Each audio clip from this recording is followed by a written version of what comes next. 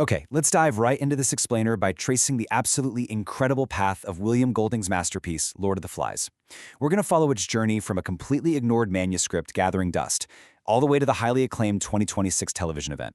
It's a story about human nature, survival, and the really dark underbelly of civilization. But before it was any of those things to the public, it was almost nothing at all. 21. You heard that right. That is the staggering number of times William Golding's manuscript was outright rejected by publishers. Just think about that for a second. 21 different publishing houses looked at this harrowing, allegorical novel back in 1953 and basically said, yeah, no thanks. It takes an unbelievable amount of perseverance to keep pushing your work after that much rejection, but Golding just kept sending it out, spending countless hours and postage just trying to get his voice heard. But did you know this kind of near miss with literary history isn't entirely unique? It actually sounds a lot like Stephen King. He famously threw the first few pages of his debut novel Carrie straight into the trash before his wife fished them out and saved his career. Golding's masterpiece was hanging by that exact same thin thread.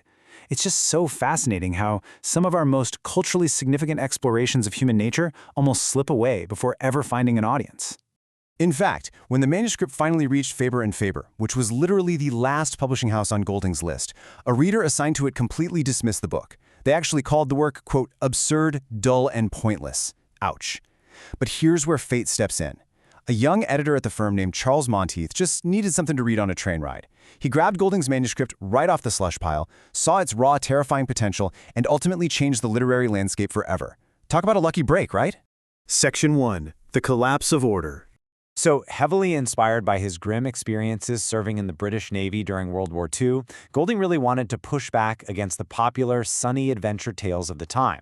The ones where pious boys get shipwrecked and everything just turns out perfectly fine. Instead, he built his secular plot around a much darker thesis, the idea that every single human being has the potential for deep evil inside them. And we see this descent happen so rapidly in the story. It starts with stranded schoolboys trying to maintain a civilized society through a democratic election, but things devolve fast. A neglected signal fire spreads completely out of control, highlighting their sheer irresponsibility. From there, tensions steadily ratchet up, climaxing in the frenzied, deeply tragic death of a boy named Simon, and the whole thing ends with this animalistic hunt across a literally burning island. The actual engine driving this total collapse is a central conflict between two boys. On one side, we've got Ralph. He champions democracy, order, and peace. His desperate, absolutely crucial goal is to maintain civilization and keep a signal fire burning so they can actually get rescued. But clashing directly against him is Jack, who entirely embraces tyranny, savagery, and violence. He becomes completely obsessed with hunting, face painting, and bloodlust. Without the comforting restraints of adult society, we're basically watching these two ideologies battle it out for the very souls of the children. Section 2. A Deep Biblical Allegory. Now, beneath this thrilling survival story lies a really profound hidden structure. While the final published version was heavily edited to be more of a secular narrative, academic analyses, like this fascinating paper by Kelsey Zhang, reveal that the story functions brilliantly as a Christian allegory.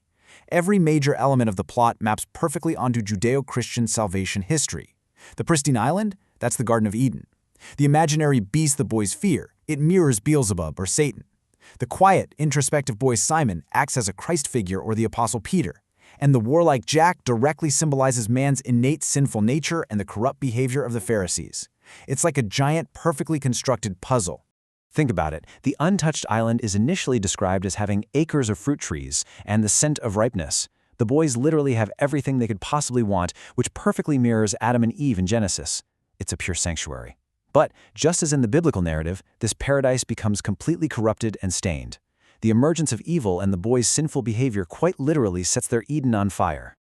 And then, of course, there is the beast. The boys develop this paralyzing terror of a monster-like creature hiding out in the jungle. But the horrifying truth is, the beast isn't a physical monster at all. It's a mental one. It represents the savagery living within themselves. In fact, the title of the novel itself, Lord of the Flies, is literally the English translation of Beelzebub, the prince of demons. Golding even has the boys refer to the beast as a snake thing, driving home that parallel to Satan in the Garden of Eden. Right in the middle of all this darkness is Simon. Simon is the visionary of the group. He's the only one who truly understands that the beast isn't something you can just hunt down. It's a part of them.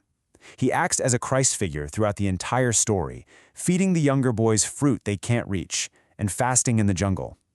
But when he finally rushes out of the forest to tell the others the prophetic truth about the beast, he is met by a frenzied mob.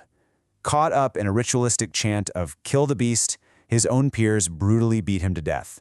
They martyr the one single boy who actually saw the truth. Section 3, the 2026 television adaptation. Now, this timeless exploration of moral decay doesn't just belong in the 1950s. It was recently brought to life in a highly acclaimed first-ever television adaptation released by the BBC and Stan in February 2026. Adapted by writer Jack Thorne and directed by Mark Munden, the series does something so fascinating with its structure. It breaks the narrative down into 4-hour-long episodes. Rather than giving us a standard linear retelling, each episode uniquely frames the island's descent into madness from the perspective of a different main character, first Piggy, then Jack, then Simon, and finally Ralph. It's an absolutely masterful way to intimately pull you, the viewer, straight into the psychological unraveling of each boy. And to really highlight those religious undertones we discussed earlier, and specifically Jack's origins as this angelic-looking head chorister, the television production made a brilliant audio choice. They heavily utilize haunting church choral pieces, specifically works by composer Benjamin Britten, like excerpts from Peter Grimes. By overlaying this sacred, beautiful choral music onto scenes of children actively descending into tribal violence, they create an incredibly visceral folk horror viewing experience. Critics have literally called it mesmerizingly brilliant, and for good reason. Which brings us to the devastating conclusion of the story. As the island burns to the ground and Ralph is literally moments away from being hunted down, a British naval officer arrives on the beach. But the rescue is deeply, deeply ironic.